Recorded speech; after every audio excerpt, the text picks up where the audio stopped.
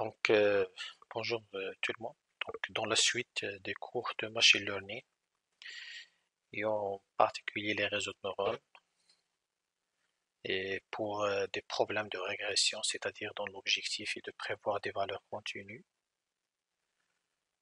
Aujourd'hui, nous allons essayer de montrer comment mettre en place un simple réseau de neurones capable de prévoir des valeurs continues, c'est-à-dire pour faire la régression.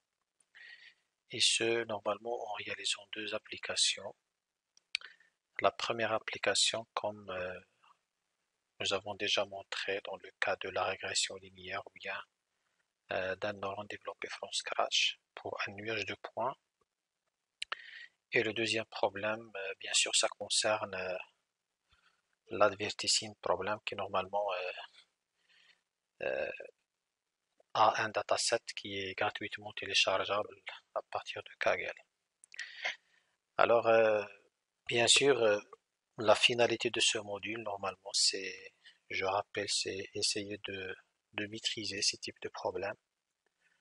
Donc tout bien sûr en utilisant les réseaux de neurones, soit pour le problème de classification, c'est-à-dire il s'agit des deux problèmes premiers, et par la suite, normalement nous allons aussi faire pour la régression pour les deux premiers problèmes et pour la classification pour les autres.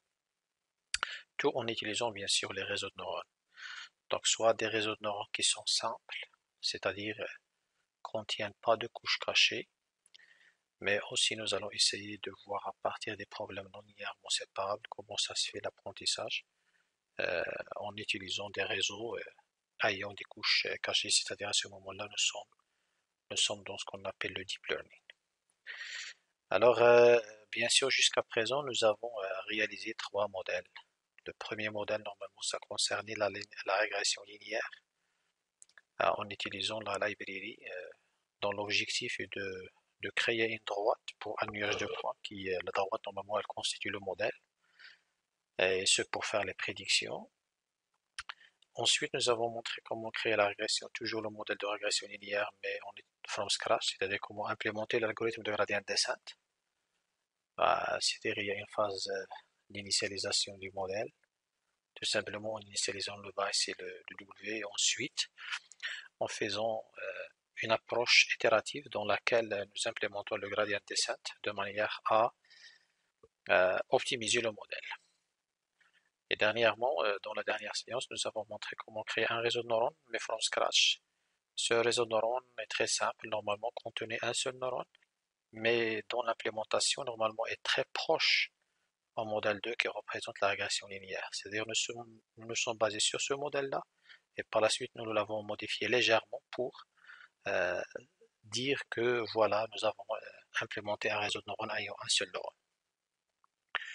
Donc chaque modèle il a une accuracy sur le modèle dont l'implémentation normalement dépend de sklearn. Nous avons obtenu, mais sans aucun paramétrage. L'accuracy, c'est bien plutôt la métrique d'évaluation mean squared error, qui est 121, c'est-à-dire ne diminue pas que, ne dit pas que la régression linéaire est mauvaise par rapport à ce que nous avons fait. Mais ici, nous avons, comme je vais montrer ici, normalement, nous avons utilisé la régression linéaire sans aucun paramétrage. Du coup, nous avons obtenu cette performance. Ensuite, nous avons bien sûr paramétré ici surtout le nombre d'époques et aussi le learning rate. Et nous sommes arrivés à ce score. Donc, un peu moins par rapport à ça. C'est plus performant par ça. Par contre, ici, avec paramétrage, on peut l'améliorer encore. Donc, aujourd'hui, nous allons essayer de mettre en place un modèle 4, tout en utilisant bien sûr les libraries, en particulier Keras et TensorFlow. Alors, normalement, le problème concerne toujours le nuage de points dans une première étape. Donc, il faut savoir comment générer, c'est-à-dire j'ai mis en place une fonction capable de générer un nuage de points. Par exemple, ici, je vais générer 150. On peut l'imprimer par la suite, tracer le nuage de points. Et bien sûr, ensuite, en utilisant la régression linéaire de sklearn, nous avons fait les implémentations suivantes de manière à obtenir ce modèle qui est en rouge, la droite en rouge, et avec un score affiché ici. Ensuite, nous avons fait normalement un réseau de neurones from scratch, mais aujourd'hui, normalement, nous allons essayer de mettre en place la même architecture, mais tout en utilisant bien sûr Keras TensorFlow. Alors, c'est quoi Keras, c'est quoi TensorFlow? En fait, Keras et TensorFlow, ce sont des outils qui sont très utilisés dans le modèle de machine learning. Le TensorFlow, normalement, c'est une bibliothèque open source qui a été développée par Google et dont l'objectif principal, normalement, est de créer des modèles qui sont particulièrement basés sur les réseaux de neurones. Et bien sûr, avec TensorFlow, on peut bien sûr créer plusieurs types de modèles, deep learning ou bien artificial neural network, à savoir ANN, CNN, RNN, LSTM, même GPT, BERT et tout, d'accord, avec TensorFlow. Derrière, il offre un ensemble complet d'outils pour construire, bien sûr, et déployer des modèles machine learning.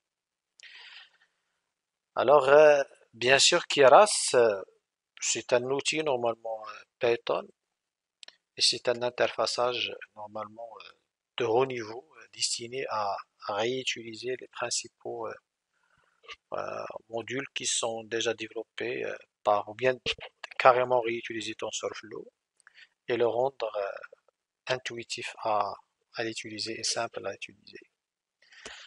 Keras est conçu pour permettre une mise en œuvre facile des modèles de réseau de neurones.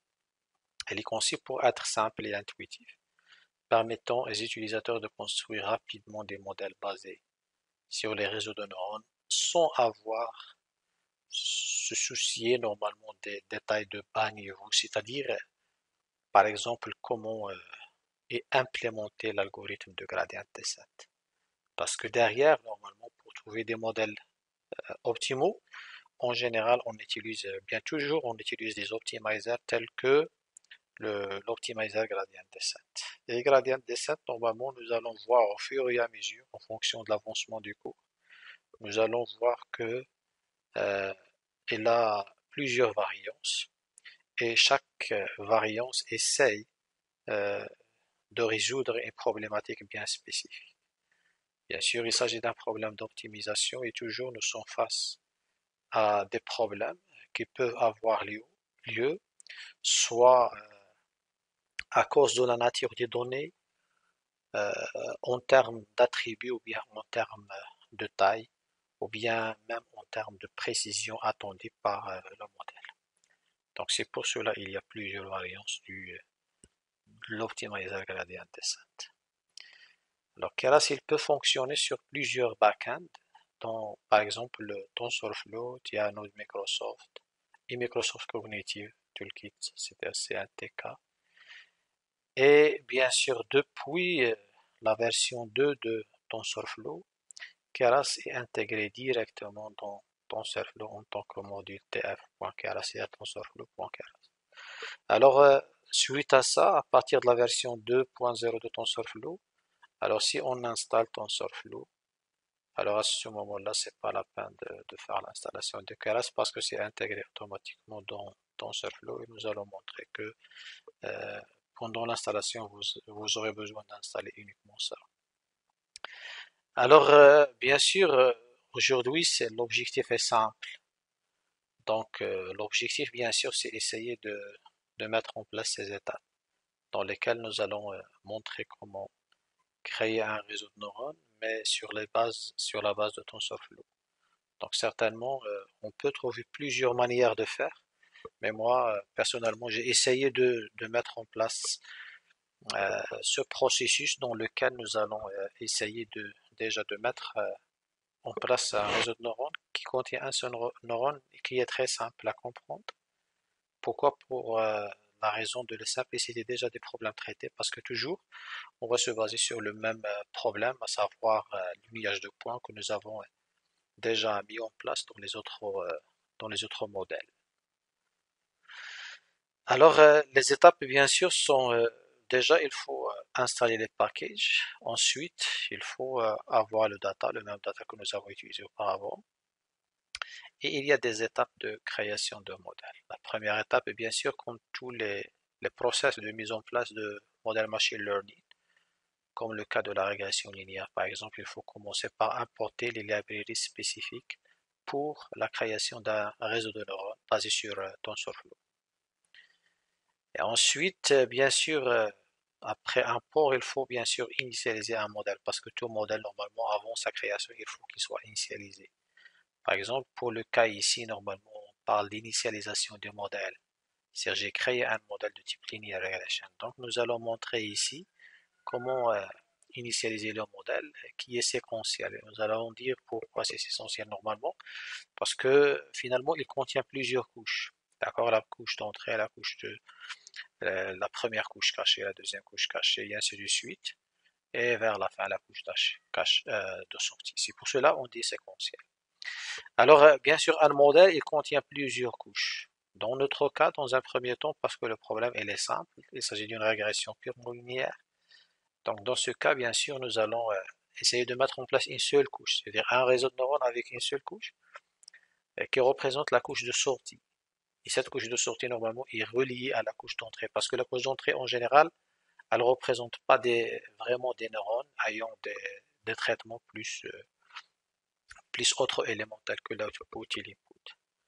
Par contre, normalement, la couche d'entrée se limite à uniquement à être interfacée avec les valeurs d'entrée. C'est pour cela que nous allons réellement parler d'une seule couche de type dense, parce que dense, c'est une autre classe permettant de créer des couches. Donc nous allons créer une seule couche dense qui représente la couche de sortie. Et bien sûr, la couche de sortie, elle sera reliée à la couche d'entrée directement. Nous allons montrer, c'est-à-dire nous allons répondre exactement à cette architecture-là. Alors ici, nous avons une seule couche, d'accord, qui est composée d'un seul neurone. C'est ça la couche que nous avons, donc elle contient, c'est ça normalement, et qui est reliée à la couche d'entrée. C'est ça la couche d'entrée. La couche d'entrée, normalement, on peut dire que ce sont des neurones, mais finalement, elles contiennent uniquement des valeurs. Elles ne sont pas des neurones. C'est pour cela que nous n'allons pas la créer avec la couche dense. On peut la créer avec une autre classe, euh, telle que flatten, par exemple, une autre classe que je n'ai pas précisée ici.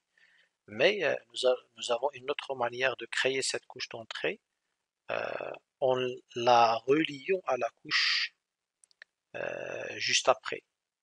La couche juste après, ici, j'ai pas dit la couche de cachée, mais c'est la couche de sortie. Parce que dans un premier temps, cette architecture de mon réseau est capable de répondre à mon objectif qui est très simple. Pourquoi elle est très simple? Parce que c'est un modèle linéaire. Donc un seul neurone suffit pour résoudre ce problème.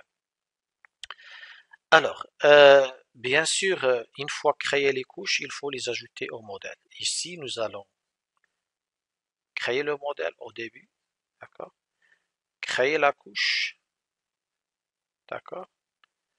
Et ajouter la couche au modèle, d'accord? Donc c'est ça notre modèle, il contient plusieurs couches. Et ensuite, une fois ajouté, parce que ici j'ai mis ajouter une seule couche. Par contre, dans des cas plus complexes, je peux créer plusieurs couches et pour chaque couche créée, il faut l'ajouter au modèle. Sur un modèle de réseau de neurones, il peut contenir plusieurs couches, savoir je peux dire des dizaines, mais plus le nombre de couches augmente, plus euh, le modèle devient très long à entraîner. Alors, sans trop tarder ici, bien sûr, on aura l'occasion de voir autre architecture une fois traiter les autres programmes à partir de là. C'est-à-dire à partir de là, nous aurons un réseau qui est un peu compliqué, ici aussi. Alors ici, normalement, on va créer une seule couche et l'ajouter au modèle. Ensuite, il faut compiler le modèle. C'est-à-dire le compiler, c'est-à-dire choisir l'optimizer, à savoir jusqu'à présent, nous avons utilisé un algorithme de gradient descent. Une fois, nous avons fait l'implémentation from scratch dans laquelle normalement nous avons montré comment, je vais vous montrer l'algorithme de gradient descent que nous avons implémenté. Voilà, normalement c'était ça que nous avons implémenté dans l'atelier. Alors cet algorithme, c'est l'algorithme le plus basique et normalement on peut l'appeler batch gradient descent. Batch gradient descent. Alors cet algorithme normalement c'est une version, mais ici nous avons en réalité plusieurs versions. Parmi ces versions-là, il y a batch gradient descent, batch gradient descent, il y a stochastic gradient descent, il y a Adam gradient descent, il y a Ada boost, il y a un ensemble de versions. Donc je peux dire les variantes ou bien si vous allez, c'était pour avoir des réponses plus ou moins précises. Donc, quelles sont les variantes de gradient descent? Voilà. Alors ici, finalement, il y a stochastic gradient descent, comme je viens de dire. Il y a mini batch aussi, il y a batch, et on va voir par la suite une séance qui sera consacrée à... Donc, il y a Adam, d'accord, et finalement, on peut avoir plus que ça, normalement, comme variante. Donc, nous allons voir les différentes variantes. Ici, juste pour vous dire que pendant, pendant la compilation, il faut choisir l'optimizer. Et dans l'optimizer, on a plusieurs variantes. Alors, au même moment, dans la phase de compilation, on doit définir la fonction loss. C'est la fonction loss, nous l'avons définie ici pour mettre en place notre réseau de neurones from scratch. Normalement, nous avons utilisé la fonction loss qui est mean squared error. Tout simplement, c'est ça. Mean squared error, c'est la sommation des erreurs quadratiques. Et nous l'avons utilisé dans l'optimisation, c'est-à-dire dans l'algorithme de gradient descent, pour utiliser la dérivée de loss par rapport aux différents paramètres. C'est le même cas ici. Alors derrière, parce que ici c'est une boîte noire finalement, on ne va pas voir le code source, comment il est fait, mais tout simplement on va utiliser des librairies. Et des librairies, normalement, ils implémentent derrière des fonctions. Alors par exemple, la fonction fit qui n'est pas visible pour nous, c'est le code source, nous pouvons directement l'utiliser. Elle met en œuvre un optimizer, aussi elle met en œuvre une fonction loss. Et parmi les fonctions loss, il y a MSE, mean squared error, et il y a aussi root mean squared error, il y a aussi absolute mean squared error. C'est ça d'après les fonctions que je connais personnellement euh, pour l'optimisation en fait euh, d'un algorithme qui concerne la régression. Ensuite, il faut définir la métrique d'évaluation des modèles. On va utiliser la même chose. La fonction objectif, c'est la métrique d'évaluation des modèles. Alors ensuite, une fois compilé le modèle à l'aide d'une fonction compile, tout simplement, on va entraîner le modèle à l'aide de fit. Alors fit, normalement, on doit préciser le nombre d'époques. Nous, une fois nous avons fait les choses from scratch, le nombre d'époques, nous l'avons mis ici comme hyperparamètre. Alors comme vous le voyez ici, normalement, le nombre d'époques, ça représentera finalement un hyperparamètre à réguler. Et si vous avez remarqué, je n'ai pas parlé jusqu'à présent d'hyperparamètre de learning rate, mais on aura l'occasion de voir comment réguler ou bien ajuster les hyperparamètres. Alors, une fois fait l'apprentissage, à ce moment-là, je peux afficher le détail du modèle. Et le détail, normalement, ça concerne surtout les paramètres. Quels sont les paramètres de mon modèle? Alors, nous, from scratch, nous avons fait la même chose. Une fois nous avons entraîné notre modèle, nous avons pu recevoir ou bien récupérer les informations reliées à nos modèles qui sont le BAS et W. Alors, Et vers la fin, bien sûr, tester ou utiliser le modèle. Alors, sans trop d'argent, je passe à la manière dans laquelle je vais montrer comment utiliser chacune de ces parties.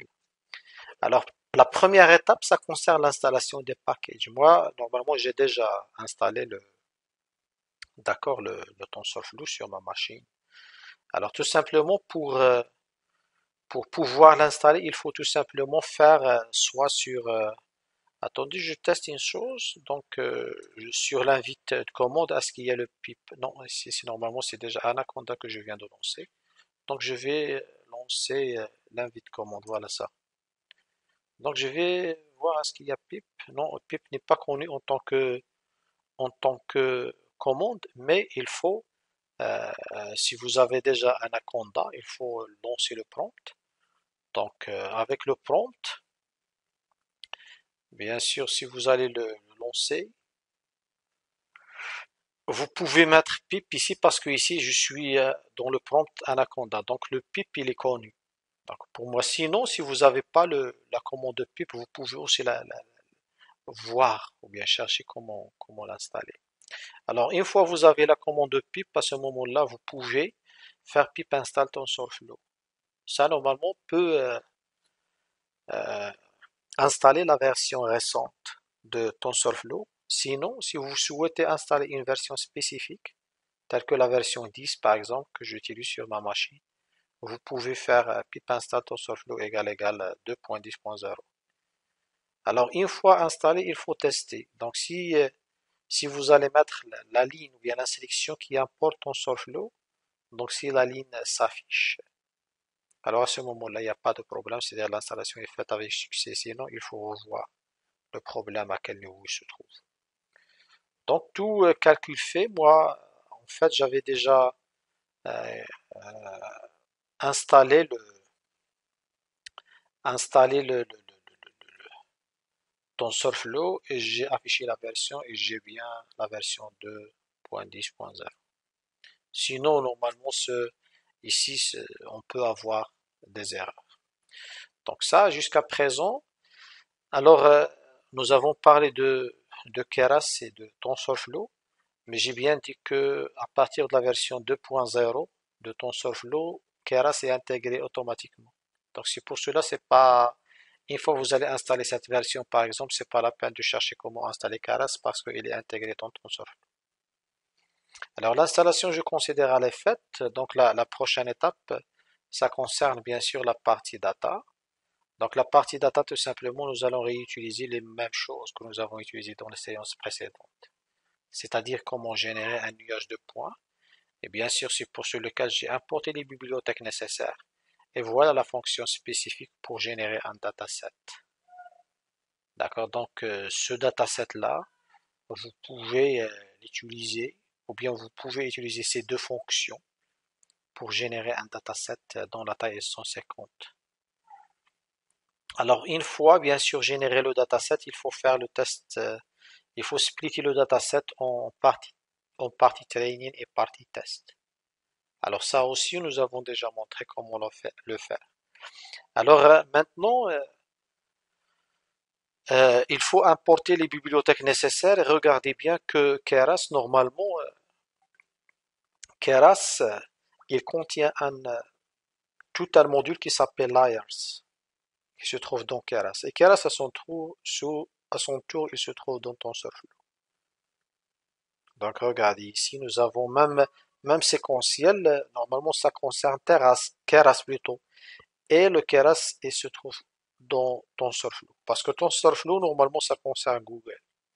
Alors dans les versions récentes, ils ont intégré Keras directement. Alors bien sûr, pour créer ensuite, bien sûr, l'étape suivante, c'est la création ou bien la création de deux modèles. Qui commence par l'importation des libraries. Et ensuite, initialiser le modèle, tout simplement. Pour initialiser le modèle, on utilise modèle égal à séquentiel. Vous voyez que, bien sûr, et séquentiel, normalement, c'est déjà importé ici. Ensuite, bien sûr, il faut créer la couche, parce que jusqu'à présent, nous allons avoir un seul node. D'accord? Dans l'objectif, il reçoit une seule entrée, qui est x1 parce que ça dépend de la nature de données que nous utilisons ici. Normalement, si je vais réexécuter, qu'est-ce qu'on a? Alors, on a la version, on a les librairies nécessaires. Et j'ai ici le x. Je peux avoir le x. Donc, regardez les x, normalement, c'est une seule dimension. Là, si je vais plotter plt.plot bien .scatter x, y, donc j'ai bien le nuage de points. D'accord? Donc, j'ai un nuage de points. C'est-à-dire, j'ai une forme ayant la forme suivante. Voilà, x, y. Et bien sûr, avec ça, je peux créer x1 qui est l'entrée et la sortie. Normalement, c'est y parce que j'ai une seule dimension. Alors, ce x1, normalement, c'est un neurone. Et ici, il doit être accompagné du w1. Et chaque neurone, normalement, il a le vice. Donc, si ça, c'est l'architecture de mon réseau de neurones. Alors, l'objectif, c'est comment créer ce réseau de neurones qui se compose d'un seul neurone. Sachant que tous les traitements derrière, ici, normalement, il y a la fonction de sommation pondérée. Et ici, normalement, il y a la fonction d'activation. Et nous allons montrer comment aussi ajouter la fonction d'activation. Parce que ça, comme si c'est un paramètre qu'il faut préciser. Pourquoi? Parce que dans la sommation pondérée, il ne faut rien spécifier, parce que toujours c'est une sommation pondérée. Mais ici, dans cette partie-là, je peux avoir plusieurs types de fonctions d'activation. Parmi les fonctions d'activation que nous avons déjà montrées, euh, c'est la fonction d'activation, en fait, c'est la fonction d'activation linéaire.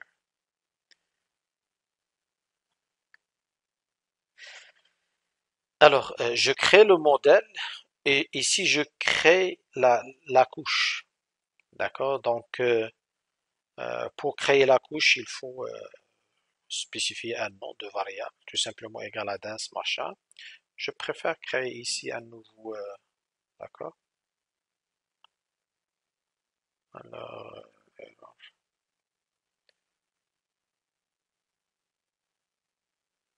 je comprends pas pourquoi il y a erreur ici, mais sinon je vais utiliser ce qui existe déjà. Alors, sinon je dois redémarrer tout, je comprends pas pourquoi il me donne pas la main pour.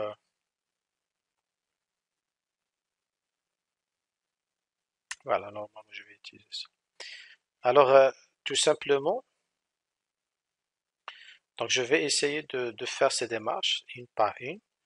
Donc la première démarche, l'objectif est d'importer les librairies nécessaires. Ensuite, il faut créer le modèle à l'aide de séquentiel. D'accord, donc il faut tester ça, et si ça marche, donc c'est bien. Et ensuite, il faut créer une couche, d'accord, une couche, et l'ajouter au modèle. Donc pour créer une couche, n'importe quel layer, ici normalement c'est un layer qui contient un seul neurone, donc égal à dance, d'accord, donc on va utiliser ici dance. Donc dance quoi? Il y a plusieurs paramètres comme s'il s'agit d'un constructeur. Donc la première chose, donc on doit spécifier le nombre de neurones, c'est-à-dire si je vais mettre 3, il va créer 3 neurones dans cette couche. Si je vais mettre 66, il va créer 66 neurones. Par contre, jusqu'à présent, nous avons un cas très simple. Donc ici, je vais utiliser dance1, c'est-à-dire un seul neurone. Et ensuite, bien sûr, il faut spécifier parce que la couche que je vais définir ici normalement, euh, elle, elle sera, donc le neurone que je vais créer normalement, euh, c'est plus pour le nuage de points, c'est pas exactement ça si vous voulez dire, mais c'est plus avec un seul neurone. Voilà, avec un seul neurone. Bien sûr, ayons le X et ayons l'output. Donc jusqu'à présent, j'ai créé une couche ayant un seul neurone, le voilà, mais je dois spécifier le nombre de la couche d'entrée. C'est-à-dire j'ai x1 uniquement, j'ai un seul attribut, la dimension de mon dataset, il contient un seul feature. Donc c'est pour cela, je vais mettre input dim égale à aussi 1. Donc je peux créer déjà ce neurone. Et ça marche, il n'y a pas de problème. Donc, mais il faut préciser parce que dans le neurone, il y a autre chose. D'accord? Parmi ces choses-là, il y a, euh, il y a surtout, il y a surtout la partie de paramètres. Par exemple, ici, il y a W1. W1 qu'il faut l'initialiser. D'accord? Et aussi le BICE qu'il faut l'initialiser. Donc, pour les W, parce que parfois je peux avoir plusieurs W selon la taille de mon réseau de neurones, mais pour ce cas, j'ai un seul W. Donc je peux dire kernel initializer égale et je lui passe une chaîne de caractères. Ou bien la chaîne de caractères représente la fonction ou bien la manière que je vais utiliser pour initialiser mes W. Ici, normalement, je peux mettre, par exemple, euh, je peux mettre zeros. C'est-à-dire les W seront initialisés par des zéros. Et aussi, j'ai le base initializer et dans lequel je peux mettre ones, par exemple. À ce moment-là, le, le, le, le, le base, parce que j'ai ici un seul base, il sera initialisé avec le, avec 1. Et ensuite, bien sûr, il faut mettre l'activation. L'activation égale à linéaire parce que on a dit dans le problème précédent que ma fonction d'activation, normalement, elle doit, pour correspondre à un problème de régression linéaire, je dois tout simplement mettre linéaire ici. Alors, comme vous le voyez ici, normalement, j'ai créé une seule couche qui est composée d'un seul neurone ayant ce qu'il faut. Voilà, donc je vais essayer d'exécuter ceci si ça marche. Sinon, il y a des erreurs activation. Normalement, c'est bien écrit. Bias initializer, initializer, initializer. C'est ici normalement. Initializer.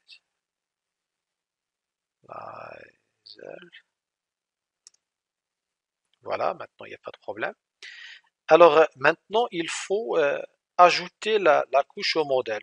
Tout simplement, le modèle, c'est un objet ayant plusieurs méthodes et parmi ces méthodes, il y a la méthode add. Donc je peux ajouter cette couche qui est là. Donc voilà, je l'ai ajouté. Et ça, à partir de là, je peux avoir le détail, en fait, le détail de mon réseau de neurones. Donc que je peux l'avoir avec, au moment où il y a une autre instruction, on va l'avoir. Mais jusqu'à présent, je vais utiliser cette instruction qui dit voilà, donc imprimer le résumé dans mon réseau de neurones. Donc, comment interpréter ça? Donc déjà, le modèle, il s'appelle séquentiel et il a une seule couche qui s'appelle dense1 par défaut, mais de type dense. C'est une layer qui s'appelle dense1 de type dense, mais je peux préciser ici normalement le nom de la couche. Je peux préciser que layer output, output layer. Je peux l'appeler parce qu'elle représente l'output layer. Donc vous voyez, elle s'appelle attendez. Alors il fallait commencer par séquentiel. Regardez, parce que j'ai refait l'exécution à partir de là, de l'entrée 8. Donc il faut faire attention. J'ai pas réinitialisé le modèle. C'est pour cela qu'il a ajouté une autre couche. La couche précédente qui s'appelait dense1 et maintenant cette couche-là. C'est pour cela qu'il faut refaire Jusqu'à maintenant, mon modèle, il contient deux couches. Et en total, il contient quatre paramètres. Par contre, il devait contenir uniquement deux paramètres, suite à la configuration que je suis en train de l'implémenter. Alors, il faut refaire l'initialisation. Et bien sûr, là, il y a une seule couche qui s'appelle Output Layer, qui est de type dense. Et bien sûr, il y a deux paramètres, donc un white et un bias. Alors ensuite, normalement, il y a ce qu'on appelle l'affichage des valeurs des paramètres. Alors jusqu'à présent, peut-être ces paramètres ne sont pas encore initialisés, mais je peux utiliser, attendez, je me rappelle pas du nom de cette, là, ça s'appelle GetWeights, je pense. Alors récupérer les poids d'un modèle en Inde avec Keras. D'accord, donc tout simplement peut-être GetWeights, mais je sais pas, voilà, c'est ça, GetWeights. Alors,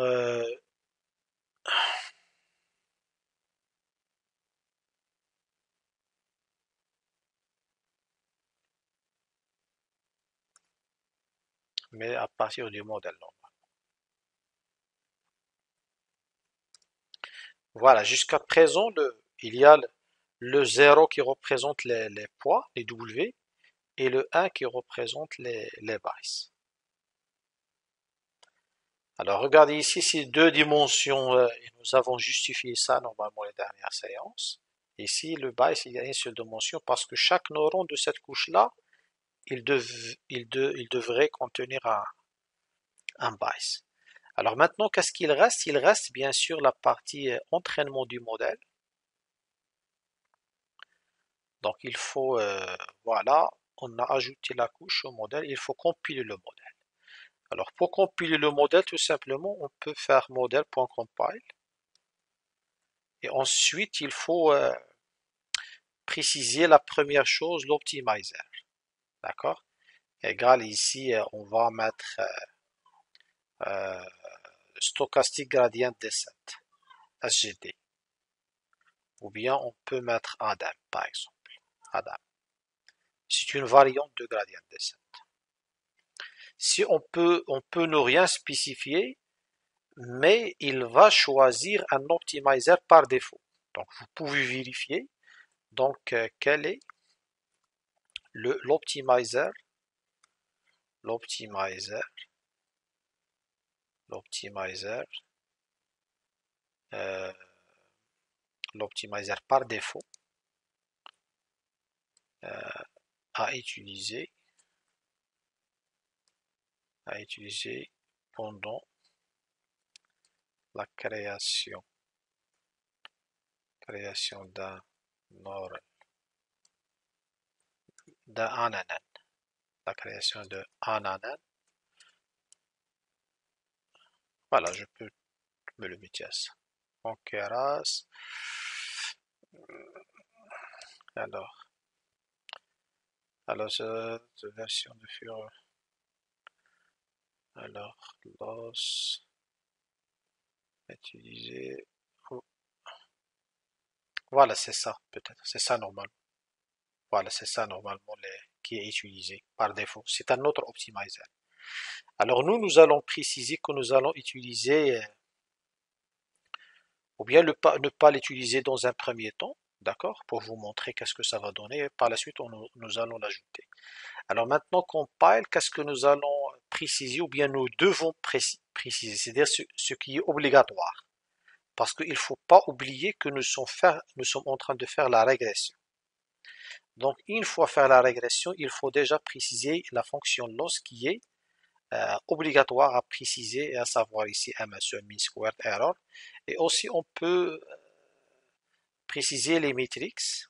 Donc, métriques égale, et normalement, c'est une liste de métriques qu'on peut mettre en place. Et là, on peut mettre aussi MSE comme mean squared error. Alors bien sûr, notre modèle est compilé et par la suite, qu'est-ce qu'il faut faire? Il faut faire la partie, d'accord? La partie d'entraînement de modèle. Donc, la seule chose qui est obligatoire ici, c'est celle-là.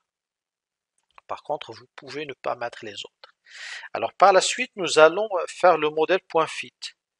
Alors, .fit, je ne sais pas est-ce que le nombre d'époques est obligatoire ou pas. On va essayer sans, c'est-à-dire sans préciser le nombre d'époques. Alors, comme vous le voyez, ça, ça s'exécute pas, d'accord? Euh, voilà le nom type. Alors, modèle.compile. On peut tout simplement ici maintenant, je sais pas parce que l'erreur c'est pas marqué. Parce que parfois moi, sincèrement, je préfère à découvrir des choses avec vous. Donc, voilà, donc je viens de tester ça, mais ça se voit pas que il demande, il demande le nombre d'époques. Alors on va l'ajouter pour voir. Bon, je vais ajouter 1000, d'accord? Mais toujours il y a l'erreur, donc l'erreur certainement n'est pas liée à l'hyperparamètre. Mais c'est quoi l'erreur normalement? Alors epox, oui, epox normalement. Parce que j'ai mal écrit epox. Epox, voilà. Fail to find data adapter that can handle, voilà. Alors ici normalement le X normalement je dois, parce que c'est, ah oui, en fait ici la chose très importante c'est qu'il faut passer déjà le X, d'accord? Que si c'est obligatoire. Parce que fit quoi? On a oublié ça. Parce qu'il faut passer le X et le Y. Ça, c'est obligatoire. Alors, Xtrain is not defined. Pourquoi? Parce que moi, j'avais... Ah oui, parce que ça, c'est un autre fichier. Alors, je dois tout simplement faire copier ces libraries que je vais les utiliser. Et ensuite, générer la partie data. La partie data, c'est celle-là. Donc, je termine par créer la partie data. Regardez, donc jusqu'à maintenant, j'ai créé la partie data.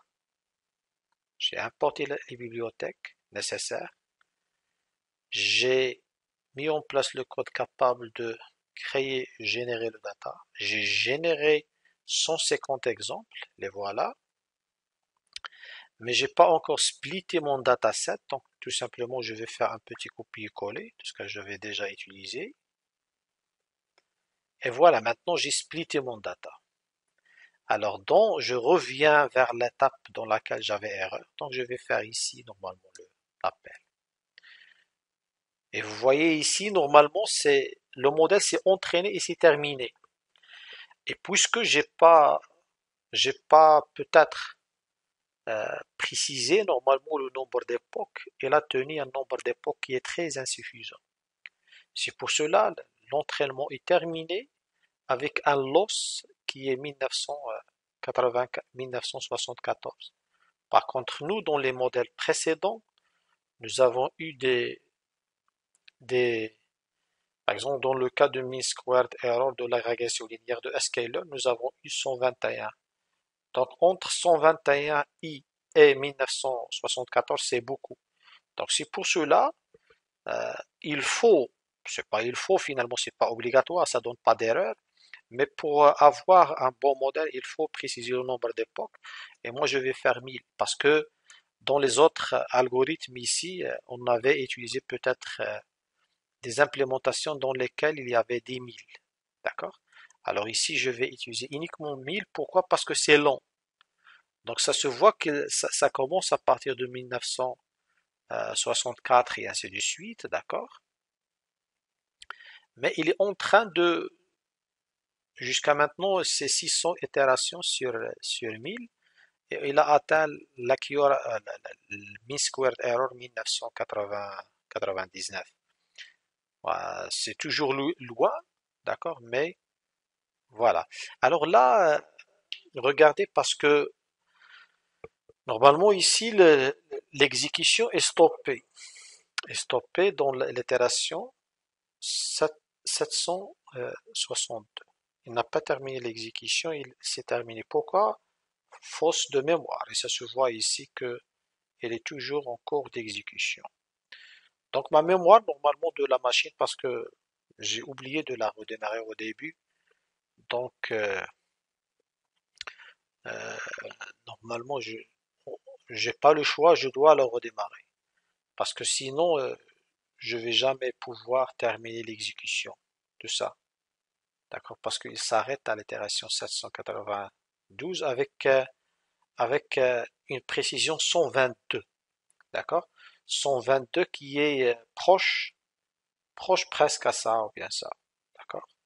Alors, cela dit que l'évolution de la performance de mon modèle, elle est là, c'est-à-dire le modèle, il évolue, et après, normalement, je ne sais pas est-ce que je serai capable d'exécuter quand même ici des insélections. Vous voyez, même la sélection print, ok, j'arrive plus à l'exécuter. Pourquoi? Parce que c'est arrêté ici. D'accord? Alors c'est arrêté là, et finalement, je serai obligé de continuer la démonstration dans l'autre partie. Finalement, les phases les plus importantes sont déjà faites. Alors si je reviens dans mon propre fichier notebook, donc vous voyez ici par exemple, j'avais terminé, d'accord, l'exécution, mais je sors avec 152. 152, pourquoi? Parce que finalement c'est une performance. Mais jusqu'à présent, on la compare avec celle-là qui est en cours, c'est mauvaise. Même si l'autre, il a terminé, mais c'est une performance qui est mauvaise. À cause de quoi? À cause d'un ensemble de choses. Et parmi ces choses-là, il y a l'initialisation des modèles. Regardez ici, moi, j'ai utilisé dans l'optimizer, par exemple, j'ai utilisé un optimizer que j'ai précisé. J'ai précisé Adam. Par contre, ici, je n'ai pas précisé d'optimizer. Donc, il a choisi un par défaut. Donc, arbitrairement, il a choisi éventuellement un optimizer qui est meilleur que celui-là. Ça, c'est le premier facteur de différence. Un deuxième éventuel facteur, c'est que dans mon nouveau modèle que je viens de créer, normalement, je l'ai initialisé avec un, un kernel, c'est-à-dire un W égale à 0 et un bias égale à 1. Par contre, ici, j'avais utilisé autre chose. J'avais utilisé le kernel de manière aléatoire. Et le bias, j'ai mis 1. Donc, il y a deux choses qui sont différentes qu'en phase de démarrage. L'initialisation des paramètres, d'une part, et d'autre part, l'optimizer choisi. Ceci, logiquement, influence sur le modèle final. C'est pour cela, même si ici j'ai précisé toutes les choses, j'ai obtenu une performance qui est mauvaise vers la terminaison de le nombre total d'époques. Par contre, ici, j'ai pas encore terminé et j'ai un modèle qui a tendance à avoir une meilleure performance par rapport à celui-là. Donc, même si ça tombe bien normalement, même si ma machine se bloque faute de mémoire, mais on a pu faire des comparaisons et savoir les causes de convergence ou bien mauvaise convergence d'un modèle en le comparant bien sûr avec ce modèle-là qui a déjà terminé l'exécution. Alors bien sûr, une fois terminé l'exécution, je peux imprimer les valeurs des paramètres de mon modèle. Ici, c'est le weight qui a été mis à jour et ça, c'est le bias. Et je peux faire des prédictions de X-test. Donc, une fois, je peux utiliser le modèle entraîné, qui est mon modèle séquentiel, d'accord? Je peux l'utiliser après entraînement à l'aide de fit. Je peux l'utiliser pour faire la prédiction sur le X-test. Alors ici, quel est le résultat obtenu? C'est Y hat qui est le suivant. Donc Y hat qui est le suivant. Donc une fois j'ai Y hat, je peux faire calculer l'erreur. Donc l'erreur, tout simplement, j'ai y test et y hat, donc je peux calculer MSE qui est 180. Donc 180, normalement, il est grand par rapport ici, donc je peux marquer ici 180, d'accord? 180,83. Donc vous voyez, mais jusqu'à présent, j'ai pas bien paramétré. Parce que pour dire, c'est ça le point fort déjà d'un réseau de neurones, c'est sa capacité de, en fait, de paramétrage. Alors, vous, en tant qu'ingénieur, normalement, data science, machine learning, vous devez être capable non seulement à savoir créer un réseau de neurones profond, mais surtout être capable de le paramétrer. Et pour pouvoir le paramétrer d'une manière correcte, il faut savoir le détail du réseau de neurones. Et pour connaître le détail du réseau de neurones, il faut au moins essayer de comprendre comment ça marche euh, pour un seul neurone from scratch. Parce que ici, vous voyez, nous avons déjà parlé de réglage ici, des hyperparamètres. Nous avons parlé d'initialisation. Nous avons parlé de l'algorithme de gradient descent, comment il est. Et nous avons parlé de la manière de mise à jour, dans lesquelles je peux utiliser le learning rate et le gradient. Ces deux choses-là, ils influent sur la manière de mise à jour. Et donc, on peut connaître de près comment ça marche derrière. Donc, on peut bien choisir la variante de gradient descent. Si on connaît ce détail-là parfaitement, on peut choisir la variante. On peut choisir le nombre, on peut, c'est-à-dire connaître ce que c'est l'hyperparamètre epoch. On peut savoir ce que c'est le learning rate et ainsi de suite. Parce que par exemple, si je tiens le nombre d'époques, si on ne connaît pas l'algorithme, comment il fonctionne, c'est-à-dire, ici, regardez, c'est itératif, c'est le nombre de fois de mise à jour. Tout à l'heure, j'avais laissé les choses par défaut et normalement, il avait fait uniquement une mise à jour dont l'erreur était à l'ordre de 1900, je pense, 94. Donc c'était mauvaise. Pourquoi? Parce que j'avais pas précisé ça. Et ça, c'est un hyper paramètre. Mais nous, notre capacité normalement est de le connaître euh, parfaitement. C'est-à-dire quel est son emplacement et qu'est-ce qu'il fait exactement. C'est ça les points forts qu'il faut les avoir, bien sûr, en apprenant au moins à réaliser ces travaux pour un seul neurone. Alors si je reviens ici, voilà, donc l'erreur obtenue, c'est la suivante. Donc comme résumé, euh, pour mettre en place un réseau de neurones avec TensorFlow, c'est très simple, en suivant les étapes suivantes. Par la suite, une fois réalisé ça, et voilà les implémentations que nous avons faites. Donc pour moi, vous êtes capable par la suite de créer n'importe quel réseau de neurones. Si je vais aller dans l'un de mes cours, par exemple, je peux choisir, je sais pas, un réseau aléatoirement. Normalement, on aura plutôt l'occasion de le faire. Alors, si je tiens ça, par exemple, comme réseau de neurones, alors comment l'établir? Parce que ça, comme exercice, d'accord? Alors, comment créer cette architecture-là? Alors, sachant que j'ai trois couches, et ça, normalement, ça représente, je peux dire, l'input layer. L'input layer, et ça, c'est le hidden layer. Hidden layer, hidden layer, et ça, normalement, c'est l'output layer. Alors, si on souhaite créer ce réseau de neurones, ça devient très simple, puisque je connais déjà ce bout de code source. Donc, ce bout de code source là, je peux sur je peux revenir ici, par exemple, et nous avons créé des petites choses. Donc, la première chose pour créer un réseau de neurones équivalent à l'architecture que je viens de montrer, c'est-à-dire celle-là, il faut créer un modèle. D'accord? Modèle. égale à séquentiel. Donc, créer le modèle. Ensuite, qu'est-ce qu'il faut faire? Ensuite, il faut créer une couche, c'est-à-dire input layer ou bien head layer. Parce que ici, j'ai une couche qui s'appelle head layer. Ici, séquentiel n'est pas défini. Donc, voilà, je peux utiliser ça.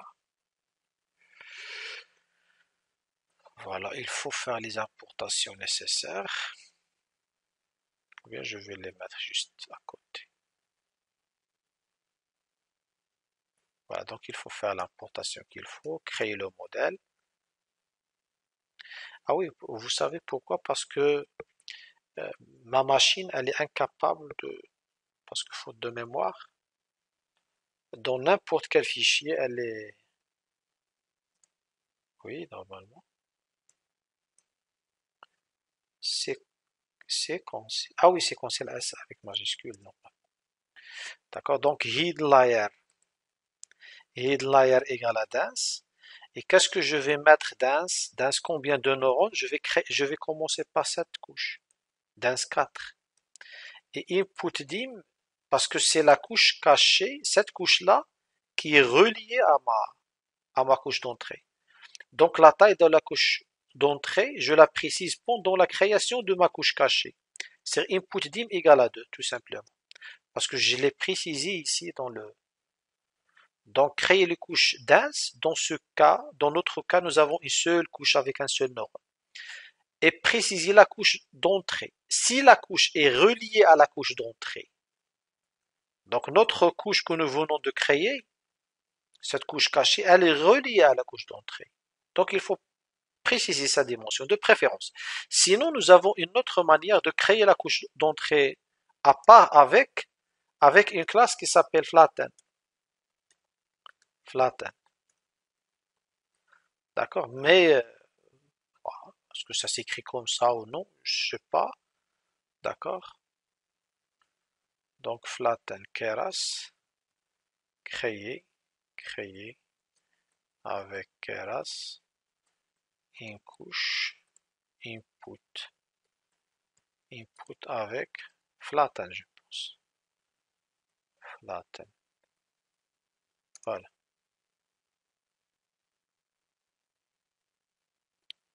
Voilà, vous regardez ici, c'est ça.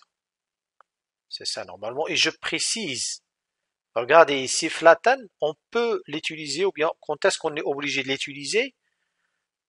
Si nous avons, par exemple, pour le traitement des images, ici, input shape 28 fois 28 qui indique comme quoi j'ai une matrice. C'est ici combien de neurones? C'est 28 fois 28. Donc ici, ça représente combien de neurones exactement? 784. D'accord. Alors sinon, on peut utiliser flatten, ça existe.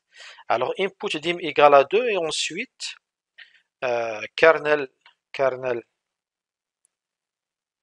initializer. Voilà, égal à, je sais pas, égal à random uniform, par exemple, pour avoir des choses aléatoires. Et ensuite, bias égal à once, par exemple. Voilà, ça, c'est hidden layer. Alors, c'est quoi l'erreur? L'erreur, normalement, c'est bias et not understood. Bias. Pourquoi bias? Kernel, bias initializer plutôt. Bias initializer.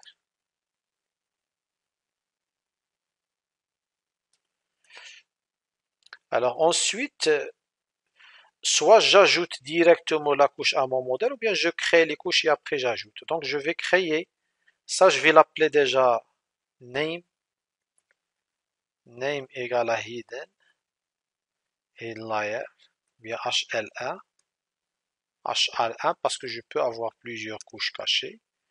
Et je vais créer une deuxième couche, output layer,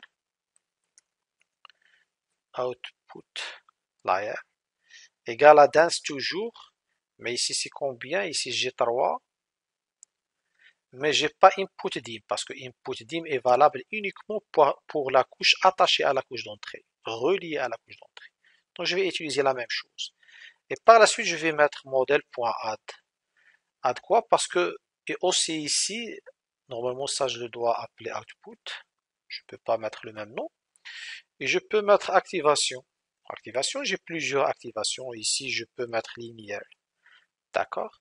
Et ici, je peux mettre, en fait, activation égale à review normalement. Parce que on va voir dans la suite que de préférence dans les couches cachées, les fonctions d'activation doivent être review. Nous allons voir ça en détail pourquoi. Alors, modèle add les deux couches, hidden layer et aussi output layer. Voilà, je vais ajouter les deux couches. De préférence, je crée ça ici parce que pour à chaque exécution, pour ne pas oublier l'initialisation. Donc voilà, mon modèle a été créé et je peux mettre modèle.summary. Voilà, je sais pas. Voilà. Alors ici, il y a deux couches. La première HL1 et output 4, 3. Ici, pourquoi 12? 12 tout simplement parce que j'ai ici 4 fois, attendez, alors input dim j'ai mis combien? Ah oui 12, j'ai compris pourquoi 12, parce que moi j'ai pensé que 12 ça représente uniquement les poids. Alors 12 ça vient d'où? 4 fois 2, ça fait 8, plus 4 bases. Donc j'ai 8 poids, plus 4 bases, ça fait en total 12. D'accord? Donc ça fait en total 12. Pour la dernière, il y a 15. Pourquoi il y a 15? Tout simplement 3 fois 4, ça fait 12. C'est-à-dire 12 W plus 3 bytes, ça fait 15. Donc ça, c'est pour des détails très précis. Donc je peux, à partir d'une architecture, je peux connaître le nombre de paramètres. Et si c'est bien 27, pourquoi? Parce que 12 plus 15, ça fait 27. Et par la suite, normalement, il faut faire model.compile. Et vous pouvez, c'est-à-dire laisser par défaut l'optimizer, par exemple. Sinon, dans des cas, il est préférable, si on connaît la nature du problème, de préférence de préciser, euh, préciser l'optimizer le plus adéquat. Et nous allons traiter cette partie à part. Alors, l'optimizer égale à Adam. Et nous avons dit qu'en quoi l'os c'est obligatoire, ça dépend de l'objectif. Alors l'objectif ici, regardez, normalement j'ai déjà trois couches, trois neurones dans la couche de sortie. Alors mon problème, est-ce que c'est de prévoir trois valeurs différentes et je vais prendre la maximale par la suite s'il s'agit d'un problème de régression? Est-ce qu'il s'agit d'une classification à trois classes? Ça dépend. Donc pour moi, l'os, elle est très sensible à la nature des problèmes traités. Donc l'os, je ne peux pas la préciser sans connaître. Je suis en train de faire quoi? Est-ce que la régression ou la classification? Donc c'est pour cela, pour moi, compile loss égale quelque chose. D'accord? Loss égale à, s'il s'agit d'un problème de classification, donc je peux mettre loss catégoriel, cross entropie, catégorical cross entropie. Parce que ça, normalement, pour la classification catégorielle, parce que jusqu'à présent, nous n'avons pas parlé de classification. Alors, donc, je suis en train de vous montrer juste comment créer un réseau de neurones qui répond à un objectif. Donc, voilà, ça, c'est c'est comment créer un réseau de neurones, si vous voulez dire. Mais par la suite, il ne faut pas oublier de faire le fit. D'accord, il faut obligatoirement lui passer la partie data entraînement qui est séparée en features et en plutôt train normalement ici. Train. Alors je, je viens de me rappeler d'une chose. Est-ce que ici j'ai fait fit train ou bien fit test? Normalement il faut faire fit train. Voilà train. Et il faut préciser aussi le nombre d'époques. Voilà époques. Box égale à... Bon, ça dépend. Ça dépend de la taille de données. S'il s'agit d'un traitement d'image et tout, et chaque image est codée sur plusieurs pixels, donc pour éviter d'avoir beaucoup de calculs, il faut, si vous allez mettre 1000 itérations, parfois c'est beaucoup par rapport à votre modèle, si l'image elle est de taille importante. Donc voilà, jusqu'à présent, nous avons montré comment créer un réseau de neurones. Donc moi, qu'est-ce que je vais faire maintenant? Je vais essayer de, parce que ce slide, normalement, on va le... Alors, essayez de faire ce travail dans un premier temps. Et une fois terminé, vous allez reprendre le même problème qui concerne l'advertising problem, dans lequel sa partie data c'est voilà, la partie data pour l'advertising problem.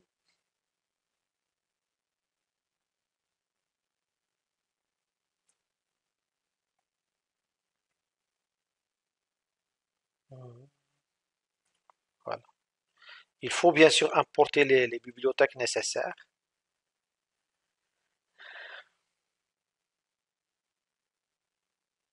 Alors, advertising.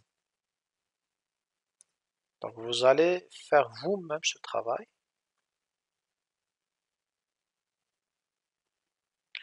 en créant un réseau de neurones qui, euh, qui correspond, là,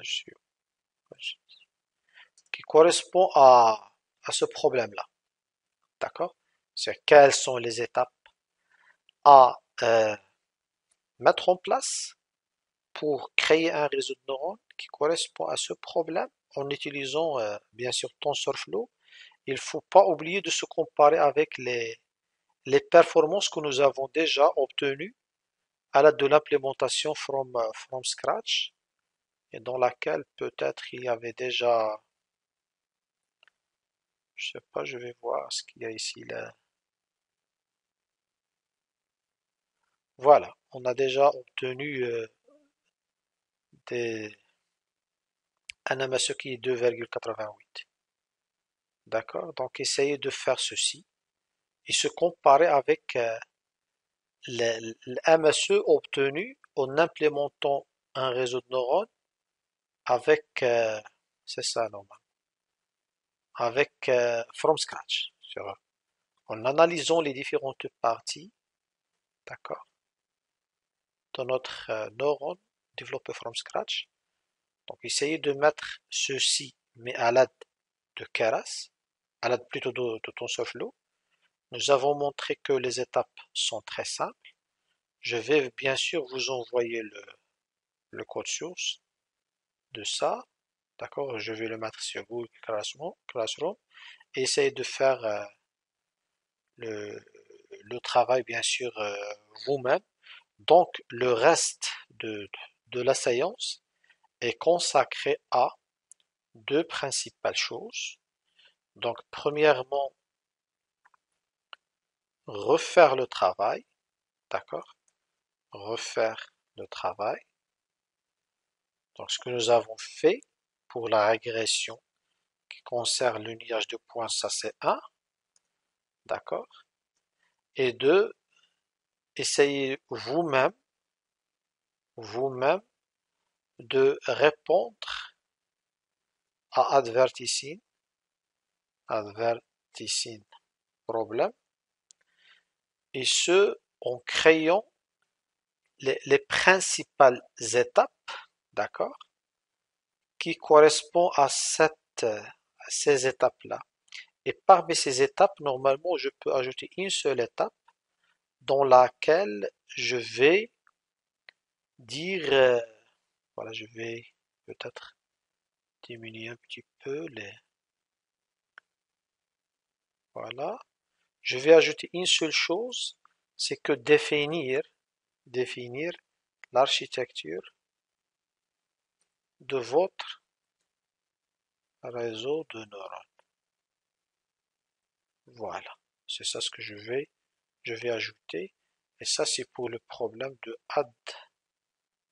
advertici, advertici. Dans le dataset, normalement, est gratuitement téléchargeable à partir de advertising problem. Kaggle. Kaggle dataset, voilà. Vous pouvez le télécharger.